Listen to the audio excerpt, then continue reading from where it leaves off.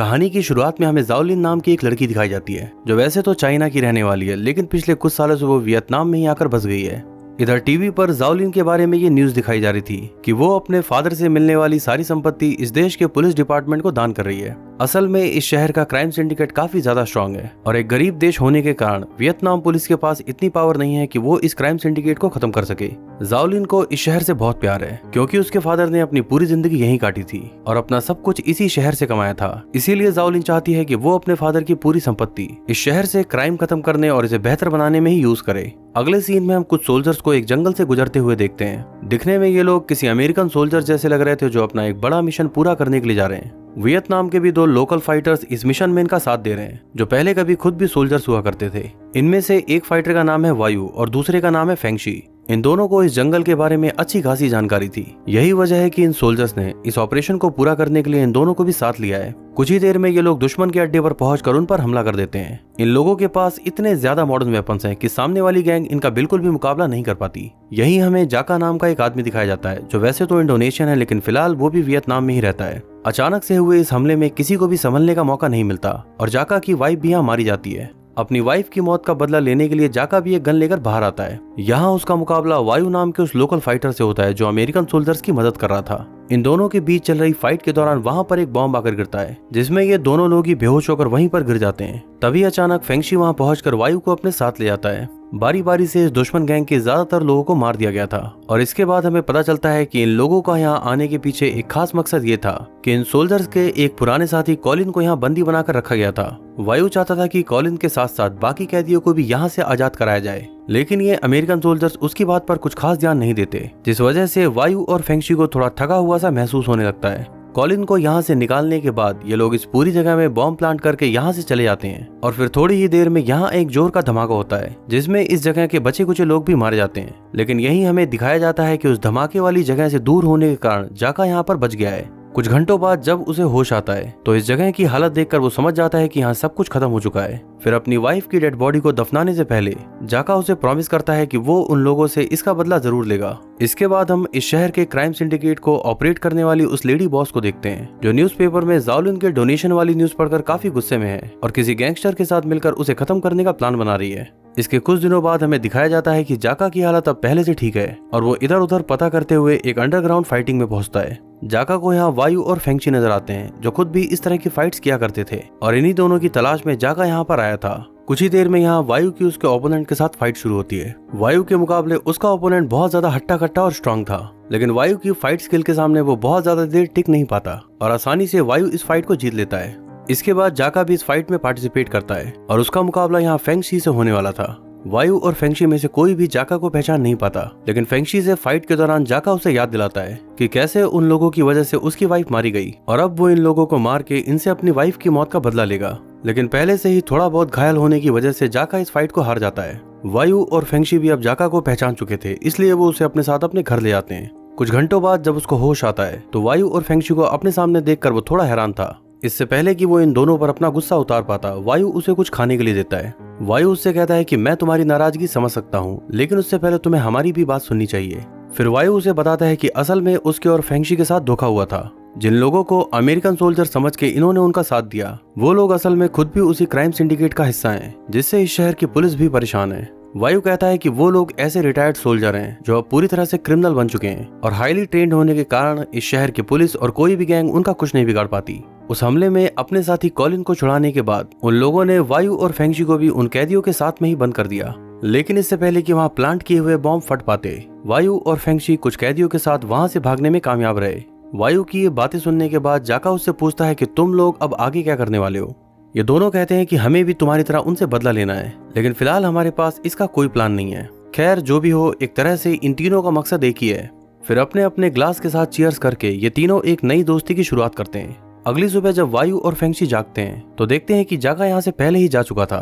फिर कुछ ही देर में पुलिस यहाँ पहुंचकर इन दोनों को गिरफ्तार कर लेती है। जाहिर है कि इन सबके पीछे जाका का ही हाथ था और इन दोनों को भी ये बात समझ नहीं आ रही थी कि आखिर जाका ने ऐसा क्यों किया। अगले सीन में हमें एक और शॉकिंग चीज देखने को मिलती है। वो ये कि जाका उस क्राइम सिंडिकेट के किसी आदमी को कॉल करके बता देता है कि वायु और फेंगशी नाम के वो दोनों फाइटर्स फिलहाल जिंदा हैं और इलीगल अंडरग्राउंड फाइट करने के जुर्म में उन दोनों को गिरफ्तार करके पुलिस हेडक्वार्टर ले जाया गया है। अब आखिर जाका ये सब क्यों कर रहा है और इसके पीछे की उसकी क्या मंशा है, ये सब कुछ कहानी में हमें आगे समझ आएगा। यहीं दूसरी तरफ हम जाओलिन को देखते हैं, जो इस देश के किसी बड़े न्यूज चैनल को अपना इंटरव्यू देने के लिए गई है। गवर्नमेंट को भी पता था कि उसकी जान को खतरा है, इसलिए उसे काफी भारी भरकम सिक्योरिटी भी दी गई थी। यहीं आसपास ही हमें उन रिटायर्ड सोल्जर्स को दिखाया जाता है जो अब पूरी तरह से क्रिमिनल बन चुके थे। इन लोगों का प्लान यहाँ जाओलिन को खत्म करने का था, ताकि वो इस क्राइम सिंडिकेट के खिलाफ कभी कोई आवाज न उठा सके। जाओलिन को अभी वियतनाम की लैंग्वेज नहीं आती, इसलिए वो अपना पूरा इंटरव्यू चाइनीज और इंग्लिश लैंग्वेज में ही देती है। फेंगशी भी जेल के अंदर टीवी पर ये इंटरव्यू देख रहा था। कुछ घंटों बाद जब अपना इंटरव्यू खत्म करके जाओलिन वहां से बाहर आती है तो उस क्राइम सिंडिकेट के आदमी इन पर हमला कर देते हैं। इन लोगों के द्वारा किया गया यह हमला इतना जोरदार था कि नंबर्स में काफी ज्यादा होने के बाद भी ये बॉडीगार्ड्स उनका कुछ नहीं बिगाड़ पाते। एक एक करके जाओलिन के ज्यादातर बॉडीगार्ड्स मारे जाते हैं और उसकी पर्सनल बॉडीगार्ड को भी यहाँ गोली लग जाती है, लेकिन फिर भी वो अपनी जान पर खेलकर किसी तरह जाओलिन को यहाँ से भगाने में कामयाब होती है। वो जल्दी से एक टोटो लेकर सीधा पुलिस हेडक्वार्टर पहुंचती है, इस उम्मीद से कि शायद वो किलर्स यहाँ आने की हिम्मत नहीं करेंगे। लेकिन इन पुलिस वालों को ना तो चाइनीज आती थी ना ही इंग्लिश, तो इनमें से कोई भी उसकी बात को समझ नहीं पाता। फेंगशी पिछले कुछ साल चाइना में भी रहा था, इसलिए उसे चाइनीज भाषा काफी अच्छे से आती है, तो जाओलिन की बातों को ट्रांसलेट करने के लिए उसे यहाँ पर बुलाया जाता है। इसी बीच पुलिस स्टेशन में भी गोलियों की आवाज सुनाई देने लगती है, यानी कि जाओलिन को ढूंढते हुए कॉलिन भी अपने आदमियों के साथ यहाँ पहुंच चुका था। एक एक करके ज्यादातर पुलिस वाले मारे जाने लगते हैं। इस पुलिस स्टेशन में पूरी तरह से एक अफरा तफरी का माहौल बन चुका था और इसी चीज का फायदा उठाकर वायु अपनी हथकड़ियां खोलकर वहां से भागने लगता है। वायु भी उस जगह पर पहुंच जाता है जहां फेंगशी और जाओलिन पहले से मौजूद थे। जाओलिन भी अब इस बात को समझ चुकी थी कि पुलिस वाले तो उसे नहीं बचा पाएंगे, इसलिए वो वायु और फेंगशी के साथ ही जाने का फैसला करती है। लेकिन इससे पहले कि ये तीनों यहाँ से निकल पाते, कार्लोस नाम का एक आदमी यहाँ पहुंच जाता है। इन तीनों को एक साथ देखकर वो कहता है कि इस पुलिस स्टेशन में आकर हमारा तो जैकपॉट लग गया। वायु फेंगशी से कहता है कि वो जाओलिन को लेकर यहाँ से जाए और इसके बाद वो कार्लोस के साथ फाइट करने लगता है। ये दोनों ही फाइटर अच्छे खासे ट्रेंड थे, इसलिए इन दोनों के बीच बराबरी का मुकाबला देखने को मिलता है। लेकिन इसी दौरान जाका यहाँ पहुंचकर कार्लोस को अपनी गन से शूट कर देता है। वायु उसे यहाँ देखकर कहता है कि आखिर तुम किसकी तरफ हो और ये सब क्या चल रहा है। जाका कहता है कि मेरा भरोसा करो, मैं तुम लोगों की तरफ ही हूँ, बस मेरा काम करने का तरीका थोड़ा अलग है। फिर जाका उसकी यहाँ से भागने में मदद करता है। इसके बाद जाका का मुकाबला उस क्रिमिनल गैंग की लेडी किलर से होता है। इस फाइट के दौरान उस लड़की की गन जाका के हाथ में आ जाती है। वो उसे इशारे में समझाता है कि मैं तुम्हें मारना नहीं चाहता, लेकिन फिर भी वो जाका पर हमला करने के लिए तैयार थी, तो इस वजह से जाका को उसे मारना ही पड़ता है। इधर फेंगशी जब जाओलिन को लेकर ग्राउंड फ्लोर पर पहुंचता है तो यहाँ उसका मुकाबला उस गैंग के एक और मेंबर से होता है। फेंगशी उसके साथ फाइट करने लगता है, तो इसी बीच जाओलिन को साथ लेकर वायु यहाँ से निकल जाता है। थोड़ी बहुत देर तक उसके साथ फाइट करने के बाद फेंगशी भी एक दीवार फांदकर यहाँ से भागने में कामयाब होता है। इस पुलिस स्टेशन में गोलीबारी के दौरान उस गैंग के 5 में से 2 मेंबर तो मारे जा चुके थे और अब इस गैंग में कॉलिन के साथ उसके 2 ही साथी बचे थे। ये सब लोग पुलिस स्टेशन से बाहर आकर रोड पर इन तीनों को ढूंढने लगते हैं। वायु और फेंगशी को इस जगह के बारे में अच्छे से पता था, इसीलिए ये तीनों उस गैंग को चकमा देकर यहाँ से भागने में कामयाब होते हैं। कॉलिन अपने साथियों से अलग अलग दिशा में जाकर उनको ढूंढने को कहता है। इसी दौरान उसके पास अपने लेडी बॉस का कॉल आता है। वो कॉलिन से कहती है कि अगर तुमने समय रहते जाओलिन को खत्म नहीं किया तो तुम और तुम्हारी पूरी गैंग को इसका बहुत बुरा खामियाजा भुगतना पड़ेगा। इसी कॉल के दौरान एक पुलिस वाला वहां पहुंचकर कॉलिन को गन पॉइंट पे ले लेता है, लेकिन इससे पहले कि वो कॉलिन को हथकड़ी पहनाकर उसे गिरफ्तार कर पाता, अचानक से ही जाका वहां पहुंचकर पुलिस वाले पे हमला करता है और कॉलिन को बचा लेता है। कॉलिन और उसके किसी भी साथी ने आज से पहले कभी जाका को नहीं देखा था। कॉलिन उससे पूछता है कि तुम कौन हो और मेरी मदद क्यों कर रहे हो। जाका कहता है कि मैं भी तुम्हारी तरह वायु और फेंगशी को ढूंढ रहा हूँ, तो देखा जाए तो इस तरह से हम दोनों दोस्ती हुए। पहले तो कॉलिन उसकी बात पर विश्वास नहीं करता, लेकिन जब जाका उसे बताता है कि वो इस एरिया के बारे में बहुत अच्छे से जानता है और वायु और फेंगशी को पकड़ने में उनकी काफी मदद कर सकता है, तो आखिर में कॉलिन उसकी बात मानकर उसे भी अपने साथ ले लेता है। इधर जाओलिन उन दोनों के साथ पानी के रास्ते वहां से भागने में कामयाब होती है। उसे जब पता लगता है कि वायु और फेंगशी पहले वियतनाम आर्मी में हुआ करते थे, तो इन दोनों के ऊपर उसका भरोसा और भी ज्यादा बढ़ जाता है। वो अपनी जान बचाने के लिए इन दोनों को शुक्रिया कहती है और कहीं ना कहीं इन तीनों का मकसद भी एक ही था। तो जाओलिन तय करती है कि जब तक ये सारा बवाल खत्म नहीं हो जाता तब तक वो इन दोनों के साथ ही रहेगी। इसके बाद ये तीनों थोड़ा तिकड़म लगा के एक पुलिस वाले की कार चोरी कर लेते हैं। इधर कॉलिन के साथी डेनवर को अभी भी जाका के ऊपर भरोसा नहीं था।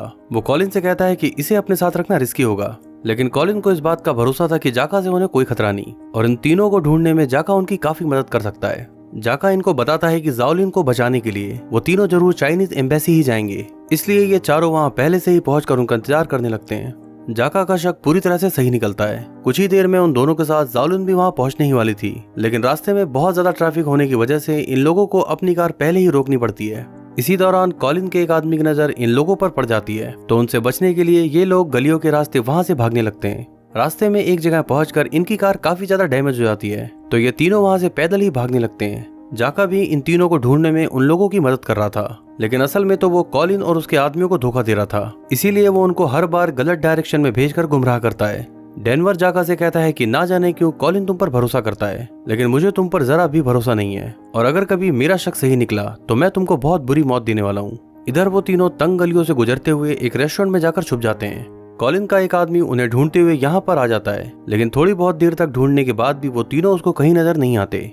फिर कॉलिन अपने आदमियों के साथ यहाँ से चला जाता है, और इस तरह ये तीनों इस बार भी बच जाते हैं। कुछ घंटों बाद जब इस रेस्टोरेंट का मालिक इसे बंद करके चला जाता है, तो ये तीनों अपनी जगह से निकलकर बाहर आते हैं। इन तीनों को बहुत जोर की भूख लगी थी, तो वायु इनके लिए कुछ खाने के लिए बनाने लगता है। जाओलिन और फेंगशी एक दूसरे के साथ अपनी जिंदगी की काफी सारी बातें करते हैं। फेंगशी उसे प्रॉमिस करता है कि वो और वायु जाओलिन के उस क्राइम सिंडिकेट को खत्म करने वाले विजन में उसका साथ जरूर देंगे। कुछ ही देर में इनका डिनर तैयार हो चुका था, तो ये तीनों ड्रिंक करते हुए उसे एंजॉय करने लगते हैं। ये तीनों अब तक काफी अच्छे दोस्त बन चुके थे, और जाओलिन को इन दोनों पर बहुत भरोसा है। इधर कॉलिन और उसके साथी जाका के साथ मिलकर आगे की प्लानिंग कर रहे थे। यहीं फ्लैशबैक के एक सीन को देखकर हमें पता चलता है कि आखिर क्यों जाका कॉलिन की गैंग में शामिल हुआ है। असल में वो भी इस क्राइम सिंडिकेट को पूरी तरह से खत्म करना चाहता है, और इसीलिए वो इन लोगों के साथ मिल गया ताकि इनके बारे में सब कुछ पता कर सके। इधर युवा और फेंगशी जाओलिन के साथ मिलकर एक नया प्लान बनाते हैं। युवा कॉलिन को कॉल करके कहता है कि अगर तुम चाहो तो मैं जाओलिन को तुम्हारे हवाले कर सकता हूँ, लेकिन शर्त यह है कि बदले में तुम्हें मेरी आजादी के साथ साथ 50 लाख रुपए भी देने होंगे। कॉलिन को पता था कि ये एक तरह का ट्रैप है, लेकिन फिर भी वो उसकी शर्त मान लेता है, क्योंकि वैसे भी उन तीनों को खत्म करने के लिए कॉलिन को उनसे मिलना तो पड़ेगा ही। फिर अगले दिन वायु उन दोनों लोगों के साथ अपने किसी पुराने गैंगस्टर दोस्त से मिलने के लिए जाता है। ये गैंगस्टर बिना किसी शर्त के इन लोगों की मदद करने के लिए तैयार हो जाता है। ये वायु और फेंगशी को फ्री में बहुत सारे वेपन्स देता है। जाओलिन उसे प्रॉमिस करती है कि अगर वो जिंदा बची तो इसके पैसे चुकाने के लिए यहाँ वापस जरूर आएगी। इसके बाद ये तीनों उस जगह पर जाने के लिए निकल पड़ते हैं जहाँ इनकी मुलाकात कॉलिन और उसके साथियों से होने वाली है। इधर कॉलिन ने भी इन लोगों को खत्म करने की पूरी तैयारी कर रखी थी। इसके लिए उसने इस शहर के ढेर सारे लोकल गुंडों को हायर किया था। डेनवर जाका से कहता है कि मुझे तुम पर बिल्कुल भी भरोसा नहीं है, इसलिए तुम कोई होशियारी करने की कोशिश मत करना, क्योंकि अगर तुमने कोई शाणपंथी की तो मैं सबसे पहले तुम्हें ही खत्म करूंगा। इधर जाओलिन भी उन दोनों के साथ इस बिल्डिंग के बाहर पहुंच चुकी थी। अपने प्लान के तहत फेंगशी जाओलिन को लेकर मेन गेट से अंदर आता है, तो वायु किसी दूसरे रास्ते से अंदर आकर कॉलिन के गुंडों को मारने लगता है। फेंगशी कॉलिन से कहता है कि मैंने अपना वादा पूरा किया, तो अब तुम मेरे पैसे देकर मुझे यहाँ से जाने दो। कॉलिन कहता है कि तुम लोग किस तरह के बेवकूफ है जो फिर से मुझ पर भरोसा कर लिया। इसी दौरान गोलियों की आवाजें आने लगती हैं, जिससे यहाँ अफरा तफरी का माहौल हो जाता है। एक एक करके वायु कॉलिन के आदमियों को मार रहा था। फेंगशी जाओलिन को एक गन देता हुआ कहता है कि मेरे, वायु और जाका के अलावा जो भी तुम्हें सामने दिखे बिना सोचे समझे शूट कर देना। इसी दौरान जब डेनवर के गन की गोलियां खत्म हो जाती हैं, तो जाका वहां पहुंचकर उसे गन पॉइंट पे ले लेता है। वो डेनवर को याद दिलाता है कि किस तरह उन लोगों की वजह से उसकी वाइफ के साथ साथ उसके काफी सारे दोस्त भी मारे गए। डेनवर कहता है तो मेरा शक सही निकला, मुझे तो शुरू से ही पता था कि तुम गद्दार हो। फिर जाका अपनी गन को साइड में फेंक कर बेयर हैंडी उसके साथ फाइट करने लगता है। असल में मार्शल आर्ट वालों को इस तरह की चुल रहती ही है कि वो ज्यादातर अपनी मेहनत का ही खाना चाहते हैं।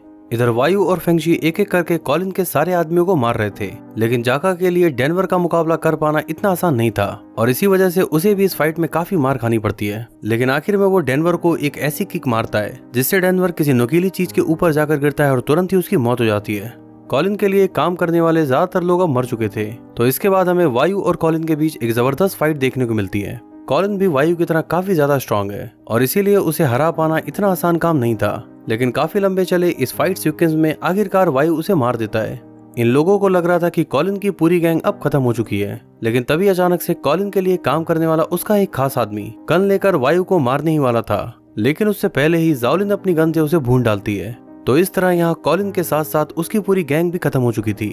अगले सीन में हमें पता लगता है कि जाका की मदद से पुलिस ने उस लेडी बॉस का भी पता लगा लिया था जो उस क्राइम सिंडिकेट को ऑपरेट करती थी। पुलिस टीम वहां पहुंचकर उसे गिरफ्तार कर लेती है, और अब जाकर वायु और फेंगशी को जाका का असली प्लान समझ आता है। वायु उससे कहता है कि तुम्हारा प्लान तो अच्छा था, लेकिन कहीं ना कहीं तुमने हमें बलि का बकरा बनाया है। जाका कहता है कि एक बड़ी मछली को पकड़ने के लिए थोड़ा बहुत चारा तो डालना ही पड़ता है। कि सुनकर वहां मौजूद सभी लोग हंसने लगते हैं, और इसी हैप्पी एंडिंग के साथ ये फिल्म यहाँ पर समाप्त होती है। तो बात करें अगर इस फिल्म की, तो इसका नाम था ट्रिपल थ्रेट, जो कहीं ना कहीं इसमें काम करने वाले 3 बड़े एक्शन हीरो की वजह से ही रखा गया था। टोनी जा, इको उवेस और टाइगर हुचेन, ये तीनों ही एक्शन सिनेमा की दुनिया में बहुत बड़े नाम हैं और इसी वजह से कहानी बहुत अच्छी ना होने के बाद भी अपने एक्शन सीन की वजह से ये मूवी वन टाइम वॉच तो बनी जाती है। वैसे ये पूरी मूवी यूट्यूब पर अवेलेबल है, तो अगर आप चाहो तो इसके एक्शन सीन वहां जाकर देख सकते हो। और जाने से पहले इस वीडियो को लाइक और चैनल को सब्सक्राइब करना मत भूलना, क्योंकि यही एक छोटी सी मदद है जो आप बिना किसी खर्चे के कर सकते हैं।